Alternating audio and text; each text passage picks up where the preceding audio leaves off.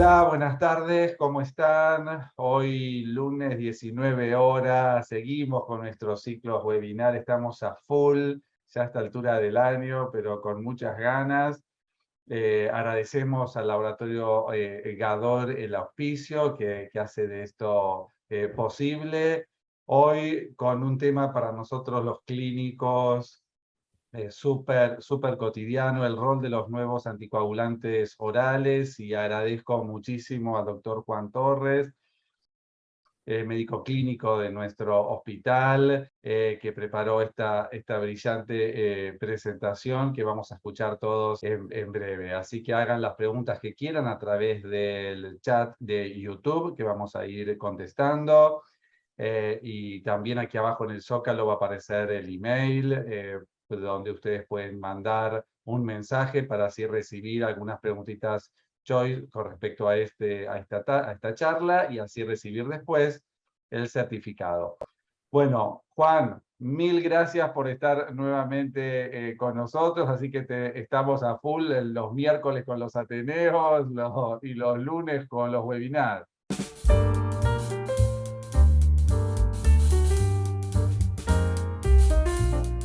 ¿Qué tal? Buenas tardes. Bueno, muchas gracias por la invitación y por todos los Ateneos que venimos presentando, que está saliendo todo muy lindo y estoy muy contento de poder participar. Y bueno, este tema, rol de los nuevos anticoagulantes orales, para los clínicos que ya somos un poco veteranos, les tenemos un poquito de miedo a estos nuevos anticoagulantes, porque estamos muy acostumbrados al viejo acenocumarol. Pero esta charla va a venir bien para clarificar cuál es el rol y cómo usar los nuevos anticoagulantes, perderle el miedo y usarlos en nuestra práctica clínica sin recurrir a un hematólogo, salvo que sea extremadamente necesario. Estos nuevos anticoagulantes se los llama anticoagulantes directos, porque los previos, el acenocumarol y la warfarina, son los indirectos al inhibir la vitamina K, y estos actúan sobre dos lugares de la cascada de coagulación. Uno, inhibiendo directamente el factor 10 activado, como el rivaroxaban. Ahí puse una marca comercial para tener una referencia del nombre, y están todas las presentaciones en miligramos y cuántos comprimidos tiene, que es bastante diversa y siempre nos trae un poco de problemas eso, como para tener en cuenta todos los miligramos que hay y la cantidad de comprimidos en cada presentación de este, que es un inhibidor del factor 10 activado, que es el rivaroxaban. El otro inhibidor del factor 10 activado es el apixaban, que su presentación es más fácil, son dos tipos de dosis nada más.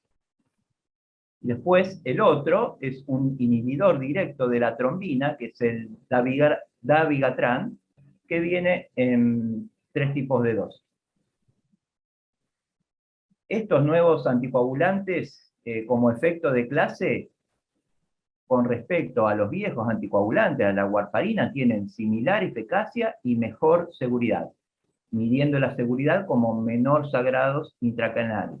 Precisan menos frecuente monitoreo, tienen menos restricciones en la dieta del paciente, tienen dosis fijas y tienen menos interacciones medicamentosas. Así que todo esto serían ventajas con respecto a los viejos anticoagulantes.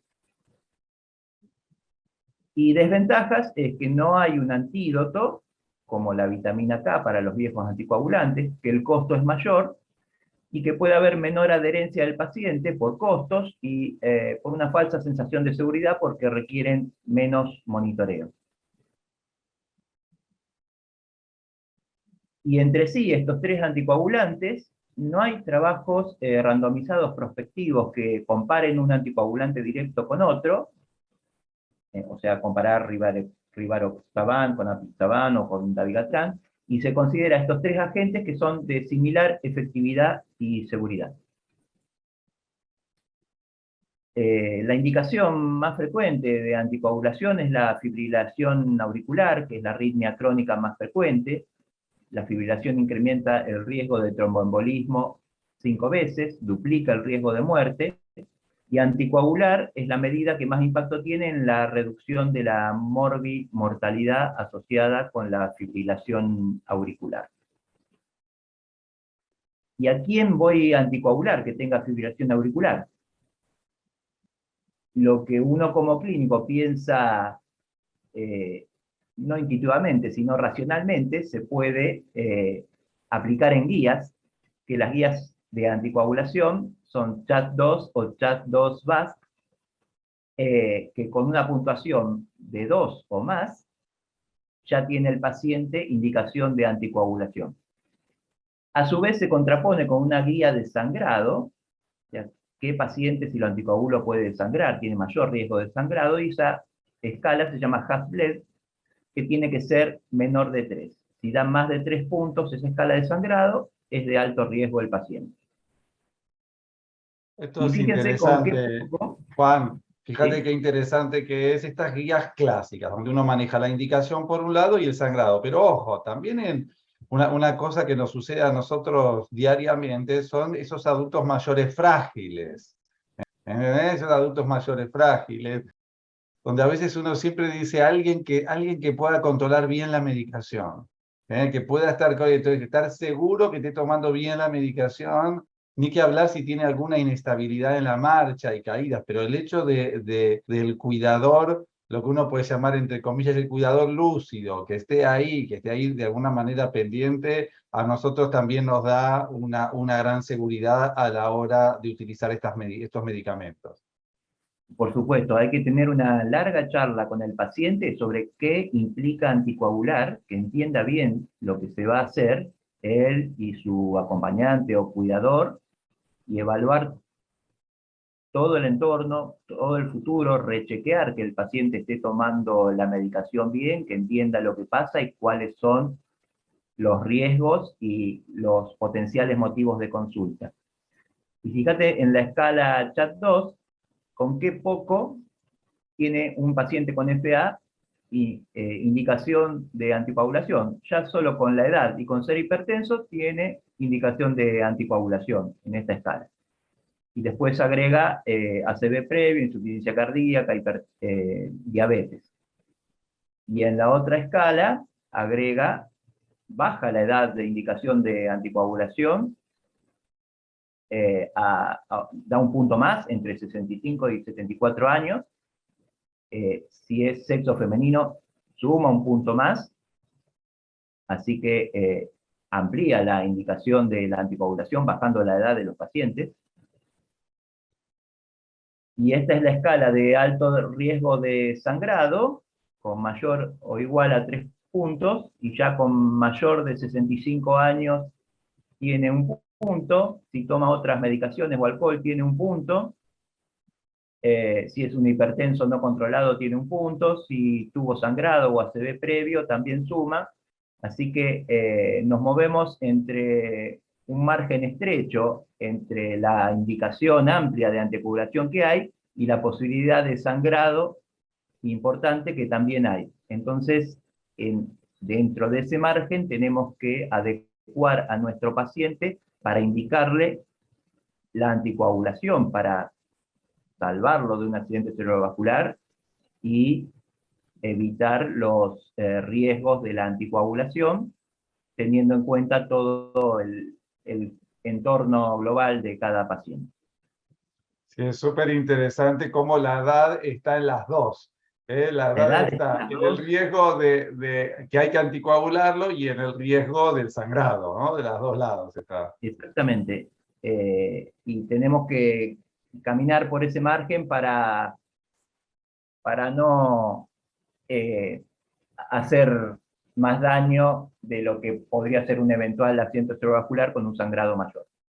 Entonces, en una fibrilación auricular no valvular, el dabigatran, ahí tenemos la dosis estándar de 150 miligramos cada 12 horas, y esa dosis baja un poco si el paciente es muy anciano, si hay riesgo hemorrágico por algo previo o por si toma algún otro tipo de fármaco. Ese es el dabigatran. El rivaroxaban También en fibrilación auricular no valvular, la dosis básica, que se baja un poco si tiene insuficiencia renal crónica moderada. Baja de 20 miligramos cada 24 horas a 15 miligramos.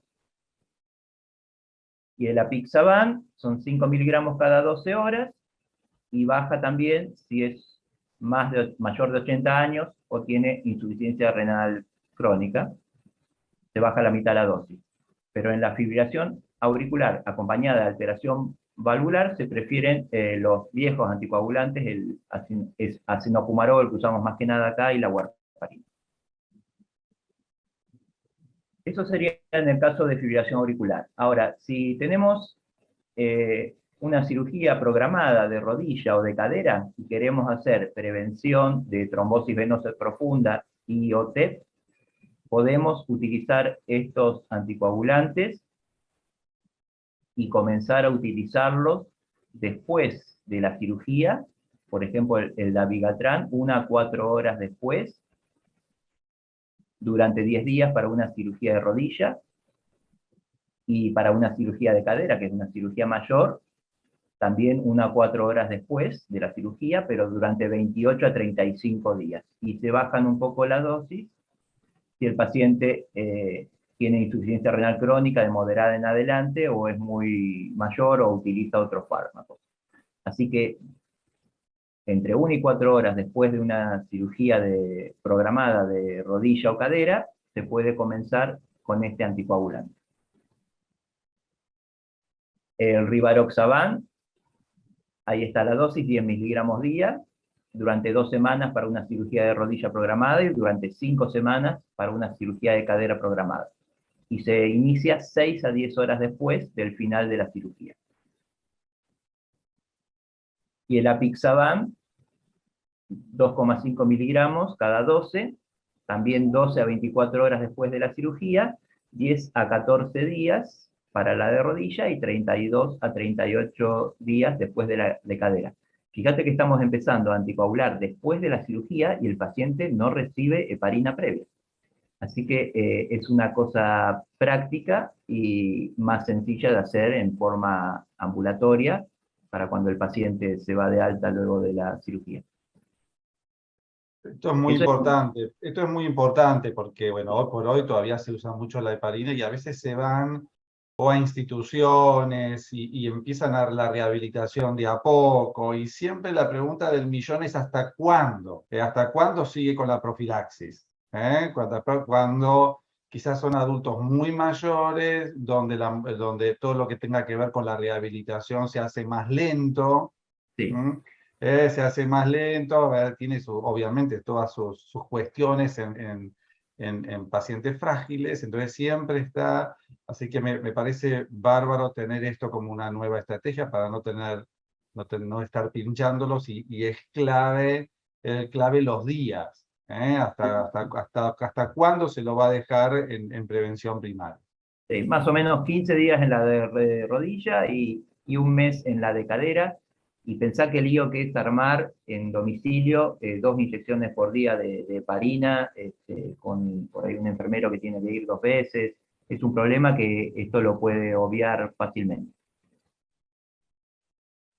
Y si queremos hacer tratamiento de TBP o TEP y prevención secundaria de TBP o TEP, los 3 anticoagulantes modernos que estamos hablando se pueden utilizar. El dabigatran con esa dosis estándar de 150 cada 12, el rivaroxaban, 15 miligramos 2 veces por día, al principio, luego 20 miligramos 1 vez por día, y eso se sigue diferente tiempo si los factores de riesgo son transitorios, por ejemplo, que estuvo inmovilizado por algo, o si los factores de riesgo son permanentes, se hacen 6 meses y se sigue luego con prevención secundaria, 10 miligramos día. Este es el caso del rivaroxaban. ¿Y por cuánto tiempo la prevención secundaria? Prevención secundaria, si el paciente tiene una coagulopatía, es por tiempo indefinido. en bajas dosis. Ok, si hubo algo, si hubo algún evento, o si no es la primera vez que tiene, o sea, hay situaciones puntuales que hacen que se tenga que determinar por más tiempo, ¿no? Claro, claro. Su Y, hay- anticoagulación.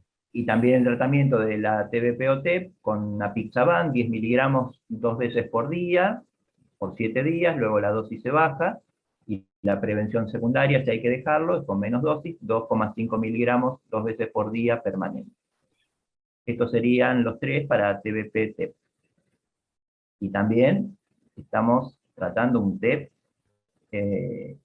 con un anticoagulante oral, no estamos hablando de internación, no estamos hablando de heparina, por ahí sí es un TEP muy importante, con descompensación hemodinámica no, si requiere internación, pero algunos TEP en un paciente robusto se pueden tratar en forma ambulatoria. Y una indicación cardiológica de uno de estos anticoagulantes, el rivaroxaban, en un síndrome coronario agudo, se puede utilizar 2,5 miligramos 2 veces por día para prevenir fenómenos trombóticos asociados al infarto, y se puede utilizar en estas dosis junto con aspirina más clopidogrel o junto con ciclopidina. Es el único de los tres que se utiliza en eventos isquémicos cardiológicos. ¿Dónde no utilizar estos nuevos anticoagulantes orales? Por supuesto que no en embarazo y lactancia, al igual que los viejos anticoagulantes no se pueden usar, ahí se usa heparina. En casos de que haya un fenómeno de hipersensibilidad, de alergia, se tiene que suspender. Si hay alteración de la coagulación previa, no se pueden usar. En casos de hemorragia activa o de lesiones con riesgo de ello. En caso de que el paciente tenga prótesis valvulares, o en caso de que tenga una insuficiencia renal crónica severa con menos de 30 de clearance, o una insuficiencia hepática severa. En ese caso no utilizar. ¿Y cómo controlo a mi paciente anticoagulado? Primero con el control clínico. Si el paciente tiene síntomas o signos de sangrado, comentarle al paciente que lo que puede ser llegar a tener hematuria, que puede llegar a tener melena, si tiene fatiga, si tiene una caída con hematomas, todo eso tenemos que estar en contacto con él para que nos cuente enseguida lo que está pasando y preventivamente suspender la anticoagulación. También podemos ir controlando periódicamente al paciente con un laboratorio normal, que con sus valores básicos de hemograma, de hematocrito, de hierro, no empiece a aparecer, si el paciente no tiene un sangrado macroscópico, no empiece a aparecer anemia o ferropenia que no tenía antes. También para los anticoagulantes que son inhibidores del factor 10 activado, puedo dosar ese factor 10 activado para saber dónde estoy, sobre todo si el paciente tiene insuficiencia renal crónica o utiliza muchos medicamentos. Puedo pedir este dosaje periódico del anti-10 activado para saber cómo estoy con la anticoagulación, sería para el rivaroxaban y para el apixaban. Y también hay dosajes séricos específicos de las tres drogas. Es poco accesible este dosaje, es muy caro, no todos los laboratorios lo pueden hacer, pero se puede utilizar en situaciones especiales, en caso de intercurrencias agudas, o en un paciente con insuficiencia renal crónica, para saber específicamente qué niveles plasmáticos del anticoagulante estoy manejando. Juan, y en ese paciente que está Sí. estable, sin sangrado, sin hematoma, sin nada, a ver, ¿le pedimos cada cuánto? ¿Cómo le pedimos un análisis para ver la función renal, para ver algún hemograma y cómo está de su hematocrito? O sea, ¿hay algo ya predispuesto que uno diga, no sé, una vez por mes le tengo que pedir algo o no? Porque si uno dice, bueno, va a estar anticoagulado 3, 6 meses, si es una TBP, es un TEP, o sea, ¿cómo Depende lo sigo prácticamente ahí? Sí, depende diría que depende del paciente, de cuán frágil es o no, cuántas comorbilidades tiene, depende de qué acceso tenemos al paciente, si es un paciente con el que tenemos un diálogo fluido por chat, por teléfono, por la manera que fuera que él se pueda comunicar con nosotros o no. Y depende si aparecen, porque, por ejemplo, el paciente no tiene insuficiencia renal, pero puede haber situaciones clínicas en que el paciente tenga un cierto toque renal acompañado, y ahí deberíamos disminuir la dosis. Imagínate un paciente con un cuadro de gastroenteritis severa, con vómitos, con diarrea, puede alterar en un anciano la función renal, y si está tomando el anticoagulante le podríamos bajar un poco la dosis y, y ver, yo te diría, al principio en un paciente anciano estable, por lo menos ver un laboratorio que no haya desarrollado anemia, interrogarlo por la presencia de melena o hematuria o algún sangrado bucal, algo que nos pueda estar diciendo que no esté pasando nada, y a medida que vemos que las cosas van bien, hacer los controles más esporádicos y dejar el anti-10 para pacientes más difíciles o los dosajes séricos para pacientes muy frágiles o complicados. Ok. ¿Qué interacciones tienen estos anticoagulantes? Como los viejos anticoagulantes, interactúan con aspirina, con clopidogrel y con AINES, que eso aumenta el riesgo de sangrado. También actúan con otros medicamentos que pueden alterar su biodisponibilidad, con muchos medicamentos, pero los de uso no son medicamentos ya tan usados, pero más que nada rifampicina, difenilhidantoína, carbamazepina, ketoconazol y ritonavir en los pacientes en tratamiento de HIV. Son las mayores interacciones que puede haber, que hay que tenerlas en cuenta.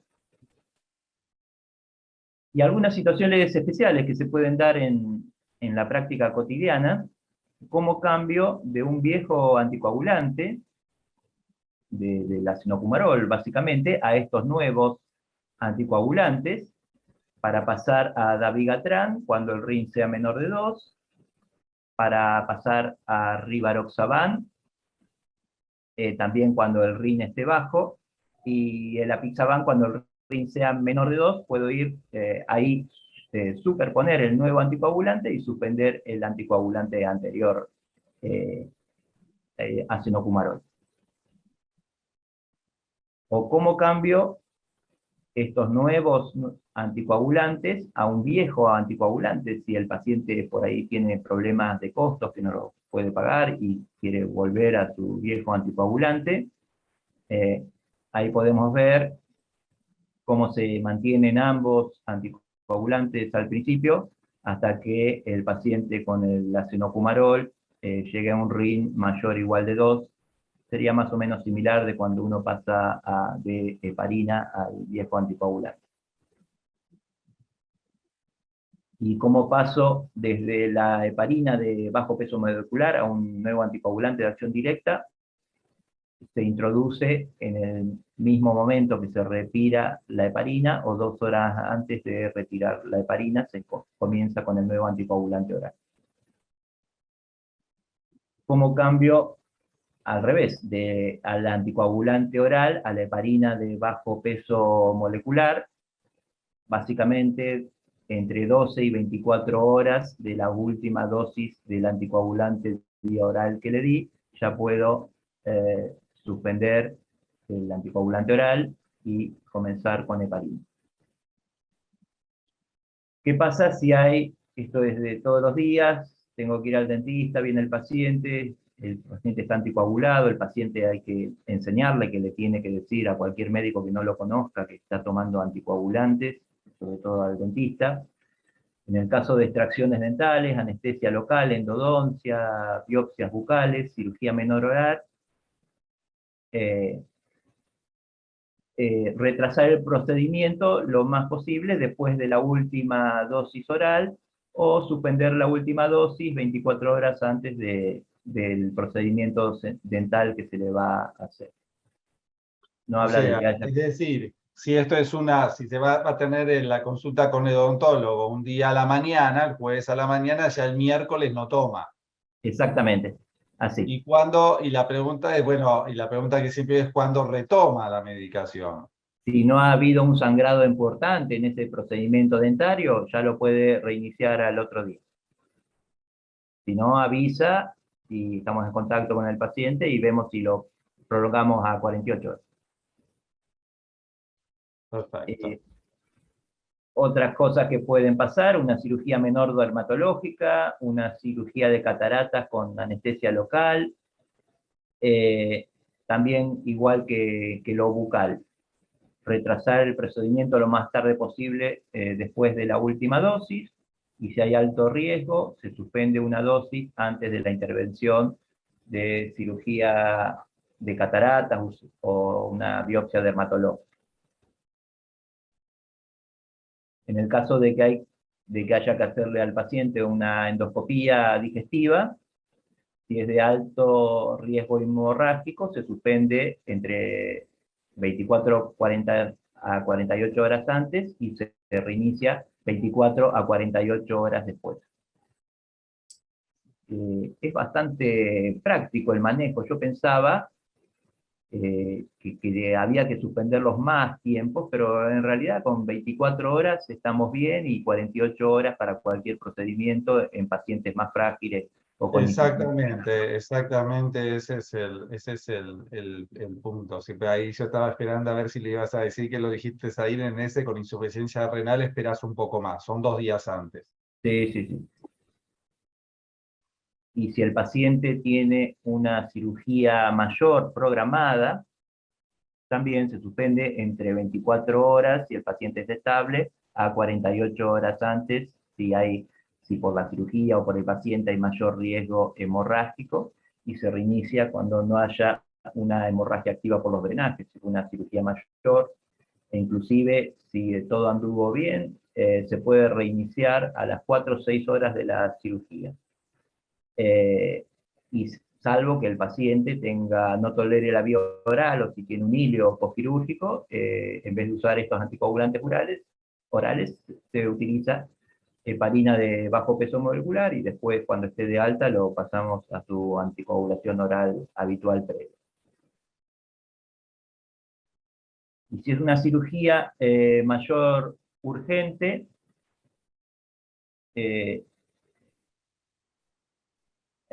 ahí está para el dabigatran y el rivaroxaban cómo se puede utilizar. Si al paciente hay que operarlo, hay que operarlo. Si se puede retrasar un poco la cirugía para que quede más tiempo de la última dosis, se hace. Y si no, se pueden utilizar concentrados, protromplex se llama eso, son concentrados de factores de coagulación, para operarlo, darle al paciente y operar al paciente enseguida si es una urgencia y hay una necesidad de operarlo rápido. Y si es un caso de un bloqueo, que es tan frecuente hacer bloqueos con corticoides de columna y el paciente está anticoagulado, se suspende 1 o 2 días antes, depende de cómo esté el paciente, y se reinicia el mismo día o un día posterior a la anestesia raquídea o peridural, o al bloqueo que se le realizó, si el paciente es frágil o la punción fue traumática. Bueno, muchas gracias. Y acá Bueno, puse, buenísimo.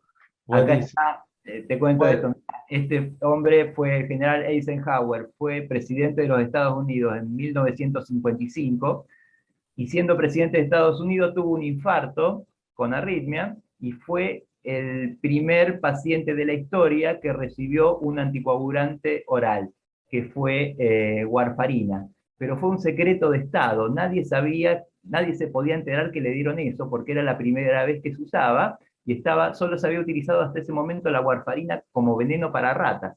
Entonces, si todo salía mal, era un escándalo haberle dado veneno para ratas al presidente de Estados Unidos. Se armaron un caos. Pero bueno, salió todo bien, y, y fue el primer paciente que recibió warfarina.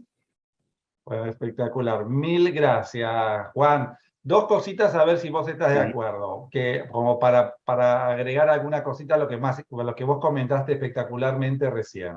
Por un lado, cuando te dicen que tienen que viajar en avión, en esos pacientes que de alguna manera tienen un riesgo aumentado en viajes largos de 12 horas y eso, Sí. a veces también, viste, cada vez más dar dosis bajas previos al viaje, como pueden ser, no sé, por ejemplo, apixaban 2,5, que también puede Sí, ser se una puede dar opción. como damos para prevención secundaria de un nuevo evento, un anticoagulante de estos en dosis bajas. Está muy bien dar eso. Sí, sí, Pero como que uno se lo da previo al viaje, en sí, aquellos pacientes que de alguna manera pueden tener alguna predisposición a una TBP, sí, esto sí. por un lado, y la otra, bueno, la otra que te quería comentar en esos pacientes con arteriopatía periférica. Viste que Sí, también se está empezando a cada vez dar más los anticoagulantes en dosis bajas, sí. sumados, obviamente hay que ver cada caso puntual, sumado a aspirina a bajas dosis y clopidogrel. Ese combo también, como para Eso, tenerlo en mente, que no nos llame la atención que nos viene un paciente con claudicación intermitente y con ese triple esquema. sí, sí, se puede llegar a utilizar, siempre con precaución y viendo qué riesgo de sangrado previo puede tener el paciente, eh, pero se puede utilizar, sí, por supuesto.